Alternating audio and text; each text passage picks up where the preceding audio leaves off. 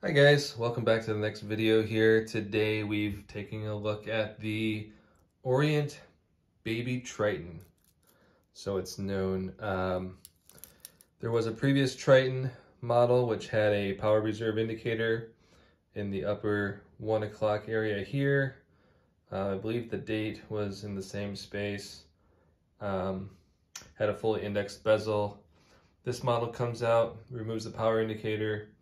Bezel is indexed only to the 15 and the movement's different, but it somehow picked up the Baby Triton name, so it makes it super confusing. Before we get too far into this quick wristwatch check, today I'm wearing the Seiko Orange Monster Gen 1.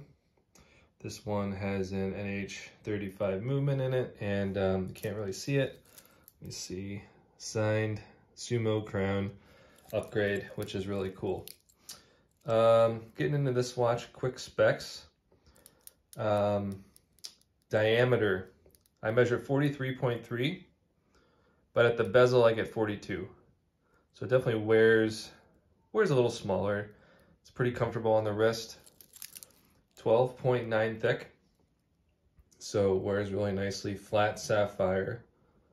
You can see the bezel insert sticks up just a hair more than the sapphire. So you will see it does have a few marks and scratches on it just from daily wear. Lug to lug, we're looking at 51.2 according to my measurements. But we do have female end links. Drops straight down there. It does wear very comfortably on the wrist. We've got a nice signed crown with the Orient logo just laser etched into the crown there. And let's see, take a look at the case back easily here. What do we got? Focus, focus. There we go, there we go. Epson, water resistant, 200 mm. Stainless steel, sapphire crystal, movement Japan, and the serial number. All right, this one has the Orient caliber F6722. So just like Seiko, its brother or older brother, dad maybe, however that analogy would work. This is a fully in-house watch, at least as far as I know, since it does have an Orient caliber manufactured by Orient in-house. This one does show a little wabi-sabi around it. My buddy Jeff, who I picked this up from, wore this as a daily for a couple of months. And definitely, you can see me in the reflection there. Put it through some paces. Not bad though. You have to really look for it to see the marks. I kind of like, how it looks with a little wear and tear on it. It looks worn in. It wears it well. Doesn't look beat up. It's got a bracelet that tapers from 22 at the end link down to 20 at the clasp. It's got the pressed clasp like a lot of Seikos do. No diver's extension. As you can see, very similar clasp here on the Seiko Monster, but it's got that diver's extension that, unless I move the clasp around my wrist this direction, that little piece underneath here digs into my wrist right there at the wrist bone. So you don't have to worry about this on this watch, which I really like. I actually Googled this clasp to see if it was available for purchase on its own, because a lot of people complain about the stamped clasp. I never have any issues with it. I mean, this watch, same clasp, similar clasp. This is a 2006, I've had it since 2007. No issues with the clasp whatsoever. There's that piece underneath I was talking about digging into my wrist. You don't get that with the Orient, which makes it much more comfortable to wear. Let me throw it on my 7 1/4 inch wrist. You can see what it looks like. There it is on the wrist. Wears really nicely. It's lighter than the Monster. It has hollow end links that are slightly jangly, but not bad. The end links do fit pretty nice. You can hear it jingling a little bit, but you'll get that with a lot of hollow end link watches, just the way it is.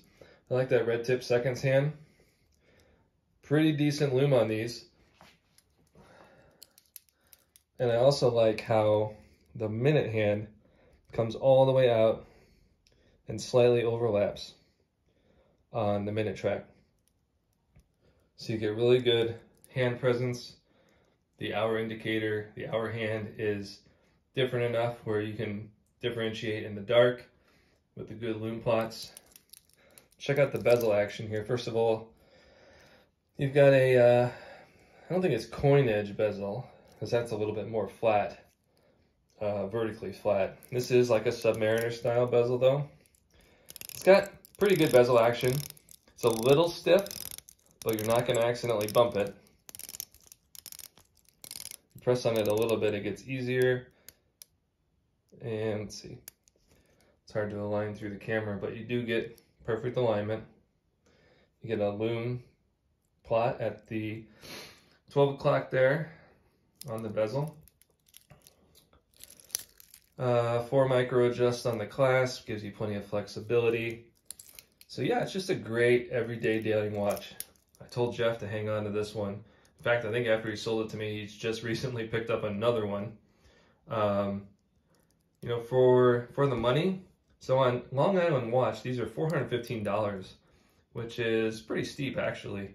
You can pick them up on Amazon right now for $222, and Joma Shop has them for $215 or so on sale for the holidays. So this video is being shot December, what are we at today? The 14th, 2022.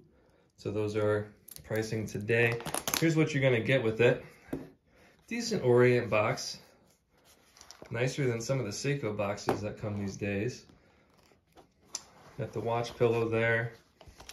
Orient hang tag.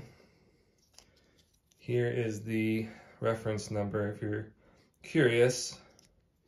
And then we've got some extra links inside. So size for my 7 1/4 inch wrist, you got 2 extra links here. They are push pin links, but I don't have a problem with that. I've got plenty of watches with push pin links, and the links, once set properly, have never come out on me. So don't let that dissuade you. I think you're definitely getting a lot of watch here for the $200 price point. If you get a Seiko watch at this price, well, first of all, there's not too many Seiko watches. 200 meter rated, screw down crown. If I didn't mention that, screw down crown with good action, hacking and hand winding, and the big one, sapphire crystal, for $200, $225 or so on Amazon. You're not going to beat that. This is a great value watch. I can see why so many people add Orient to their collection when they're starting out. It's definitely a tough value proposition to beat. Has very smooth case sides, smooth bracelet, no sharp edges. Like I said, this one was worn, so it does show, but it is a fully brushed bracelet. So you could take a, green kitchen scouring pad and rebrush those links fairly easily. I've done it with polished links before, rebrushing them, or not rebrushing them, but brushing them to make it a fully brushed bracelet. On my Invicta Pro Diver, it came with polished center links, and I just rebrushed the whole thing, and it blended in really nicely. So anyway, just want to make a quick video with some specs. Sorry, I didn't weigh this one, but I do believe the Monster weighs, size for my wrist, around 180. And this one is noticeably lighter, so I would probably say in the 160 to 170 range, if I had to guess, as far as grams go. But it wears very comfortably on the wrist. It is more comfortable than the Monster because it is a little top heavy. And so it just stays in place, feels very comfortable on the wrist. And yeah, I think that's all I have to say about that one. This one will be going up for sale. So if you are interested and see this video soon, go ahead and reach out in the comments. Otherwise, I'll probably be putting it up on Watch You Seek in the next week or so. So just go ahead and search there if you're interested. It is in really good condition. No scratches on the crystal. Obviously with sapphire, that's to be expected. You can see there's been some wear on that top edge of the bezel insert. But like I said, I feel like it gives it a little extra character, and it's just a nice piece. You can't go wrong with black, and yeah. So thanks for watching the video, guys, and I'll catch you in the next one. Happy holidays.